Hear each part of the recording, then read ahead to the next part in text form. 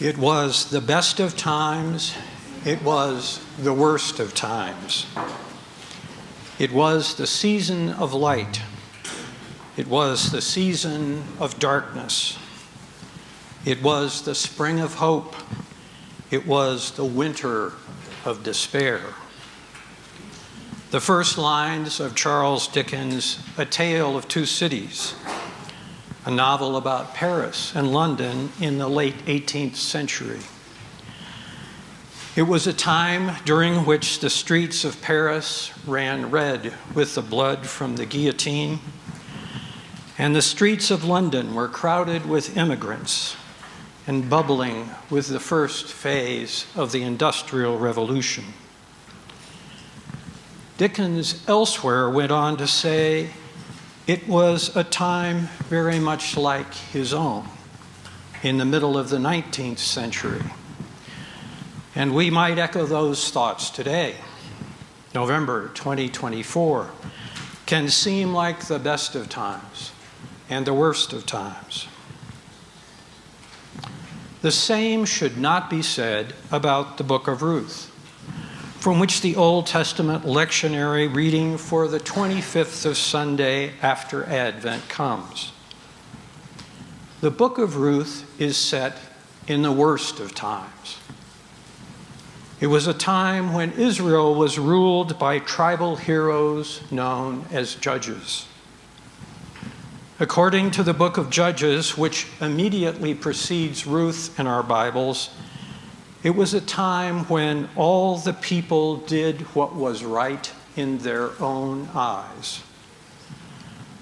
That description is, of course, a shorthand way of saying that the people did not do what was right in the eyes of God, and that some people did one thing and some another.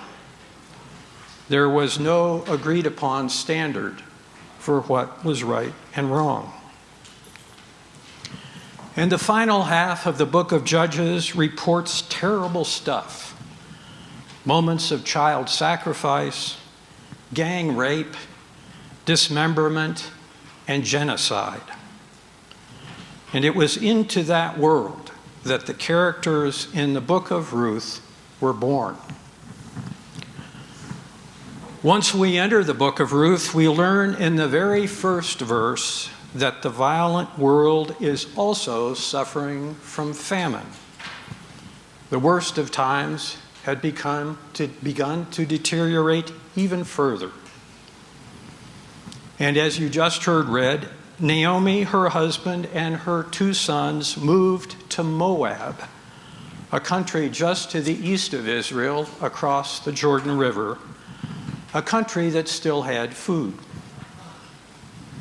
However, soon after they arrived, Naomi's husband died. Her two sons subsequently married Moabite women, and then after 10 years, Naomi's sons died. So there they were, 3 widows, an older Israelite woman living in a foreign land, and Ruth and Orpah, younger Moabite widows. Their situation was particularly dire. In that patrilineal society, there was no one to look out for their welfare. So what do? Naomi decides to return to her native country where she had heard God is now providing food. As she leaves, her 2 Moabite daughters-in-law start to go with her. Naomi, however, tells them to go to the homes of their late husbands, where they might find some security. Orpah goes, but Ruth doesn't. Instead, in a famous speech, she says to Naomi, "Where you go, I will go. Where you lodge, I will lodge. Your people shall be my people, and your God, my God." Many of us have heard those words in a different setting. Ruth's words present a striking and unanticipated act of kindness and commitment. When Ruth tells Naomi that she wants to go to her, she is becoming more than a travel companion. When she says, "Your people shall become my people," she's really giving up her Moabite citizenship and adopting a new national identity as an Israelite. And this was a big deal because Moabites were enemies of Israel. According to the book of Deuteronomy, Moabites couldn't, as it were, vote. They could not become part of the official political community. It's as if someone moved to the United States and could not become a citizen with all the accompanying rights and privileges. Ruth even says to Naomi, "Your God will become my God," even though Moabites were not allowed to enter the Israelite temple. It's as if someone came to the United States and wanted to worship here, but they wouldn't be allowed into a church or a synagogue. And yet, this is what Ruth decides to do. Soon after the two of them come to Israel, Naomi reciprocates. You just heard it read. The author writes, Naomi, her mother-in-law, said to her, "My daughter, I need to seek some security for you so that it may go well for you." And in that moment, Ruth has moved from being a daughter-in-law to a daughter. And Naomi has taken on the role of mother, trying to secure her newfound daughter's future. Their relationship had changed due to Ruth's decision to stay with Naomi. As the story continues, Ruth goes out to the wheat fields to gather leftover grain so that she and Naomi could have something to eat. While there, Ruth encounters a man named Boaz, a good guy, who is particularly kind to her. Now, it just so happens that Boaz is a relative of Ruth. Boaz makes sure that Ruth is able to gather a lot of grain and in a safe part of the field. Once Naomi hears about Ruth's experience with Boaz, she hatches a plot to have Ruth encounter Boaz again. Naomi wants Ruth to meet Boaz after dark near the threshing floor in the hopes that he will take care of her. This happens, though the author does not provide any details about what happened that night. After some complicated legalities, Ruth ends up married to Boaz. Not only that, as you heard read, Ruth gives birth to a son. Naomi becomes his caregiver, such that people in the surrounding neighborhood were saying, a son has been born to Naomi, even though Ruth was the birth mother. The final sentence of the book reports that the boy would become an ancestor of King David, one of Israel's greatest heroes. It's a book with a happy ending. So what does the book offer us? One answer comes when we focus on the two heroines.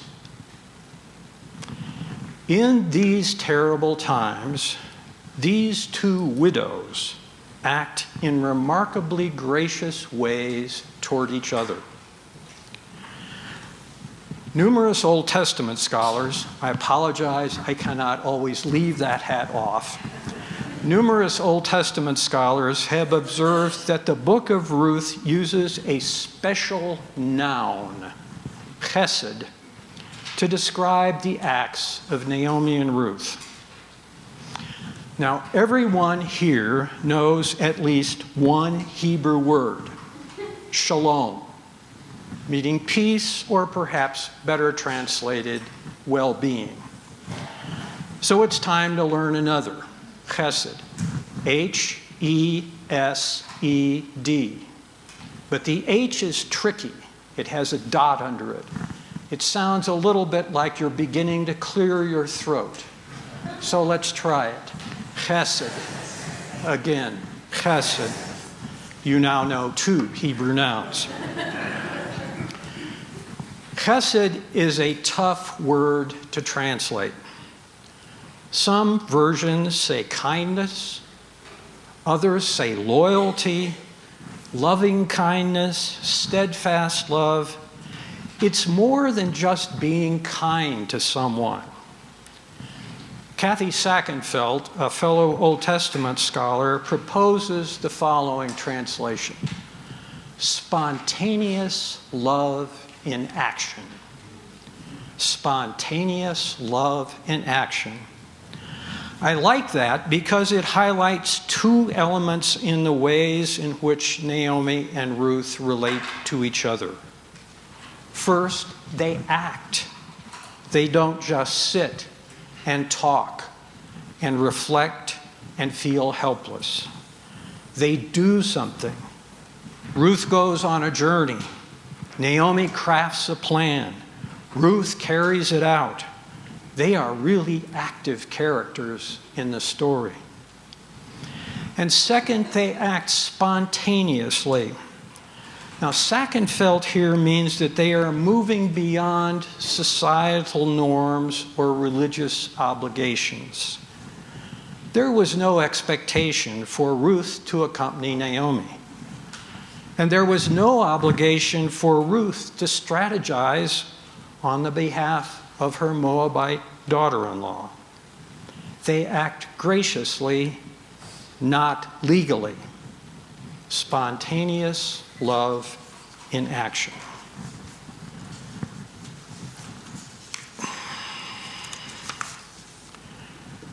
The worst of times during which Naomi and Ruth lived seemed to call for, or perhaps even elicit, special kinds of gracious behavior.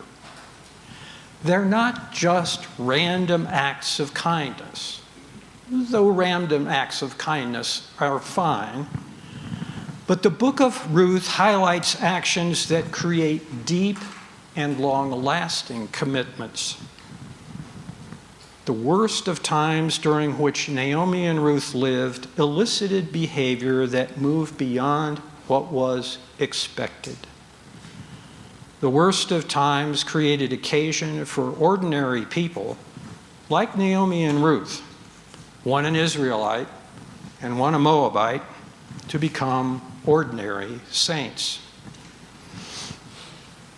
Near the beginning of the book, Naomi says to Ruth, even before Ruth commits to staying with her, "May the Lord do chesed," spontaneous love in action. May the Lord do chesed with you. We might now say, may the Lord in a spontaneous and loving way act toward you. But Ruth beats the Lord to the punch. She acts in just such a loving way toward Naomi, even before the Lord has had to do anything for her. This book and these 2 characters help us imagine how to live in our current best and worst of times. A time, when we think the arc of the moral universe may not be bending toward justice. A time during which people of good conscience see their world and their faith in differing ways. Each of us can do chesed for someone else. A teacher who helps her student with a science project continues to guide him as he moves through the process of deciding what college to attend in order to pursue his scientific interests. An uncle who decides to spend special time with his nephew while his parents are going through a divorce. A successful businesswoman who mentors students who are the first in their families to attend college and who want to start their own businesses. A neighbor who every day, rain or shine, puts the newspaper up on the porch of an older person who has difficulty walking down the steps to her sidewalk. The list could go on. The number of ways to do chesed is really up to us. We can be a Ruth or Naomi. Such is the work of an ordinary saint. May it be so.